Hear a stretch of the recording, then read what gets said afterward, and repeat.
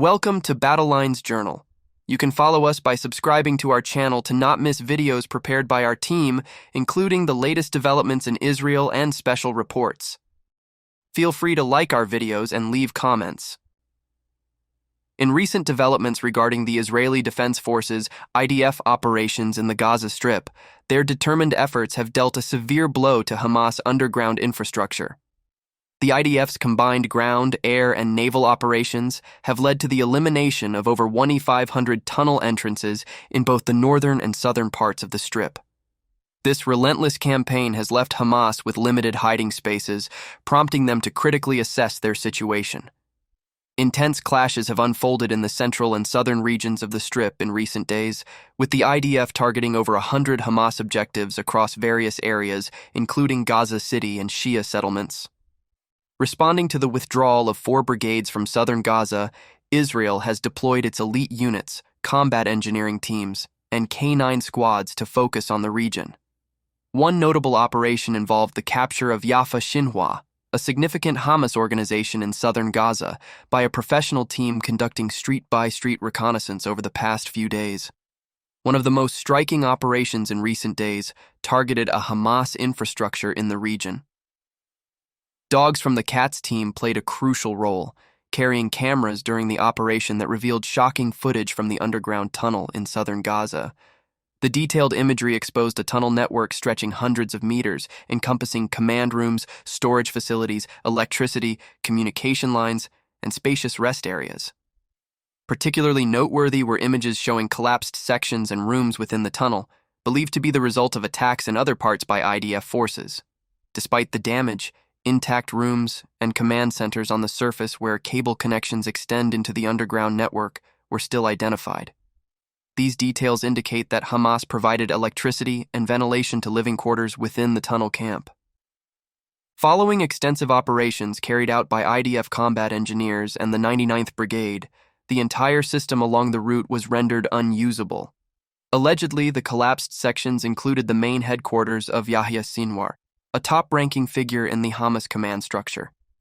Israeli military officials emphasized the operation's significance, highlighting the critical intelligence provided to the IDF.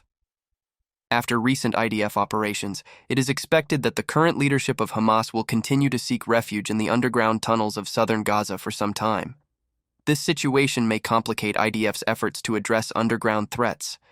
Historically, militaries facing underground threats have used powerful weapons such as B-52s, flamethrowers, thermobaric weapons, bunker busters, and other air-guided missiles to eliminate enemies from caves, tunnels, and other subterranean structures. Israel learned this lesson the hard way in 2014 when the discovery of cross-border tunnels between Gaza and Israel underscored serious security risks, especially when approaching civilian populations. The military operation against Hamas this year marked a significant development, making tunnels the focal point of military operations in the 21st century and shaping subsequent events, including the Syrian civil war. It raised awareness for Israel that tunnels could be a focal point of military operations. Tunnels can be used to kidnap soldiers, infiltrate Israeli territory, and carry out brutal attacks. Post-2014, Israel adopted a more strategic approach and intensified its efforts. They formed elite units specializing in tunnel warfare, built their own tunnel structures for training soldiers, developed mobile units for tunnel detection, found unique tactical solutions to enhance preparedness, and increased collaboration with partners and allies. Despite these efforts, Hamas continued tunnel construction and strengthened its underground military infrastructure within the Gaza Strip. Israel adopted a comprehensive strategy against the evolving threat. However, Hamas's determination to develop tunnels led to the emergence of a new generation of tunnels. The current underground networks, revealed in the ongoing war, feature deeper and more robust structures, reminiscent of North Korea's large infiltrations. Hamas utilized advanced civilian drilling technologies to excavate these tunnels, elevating their underground capabilities.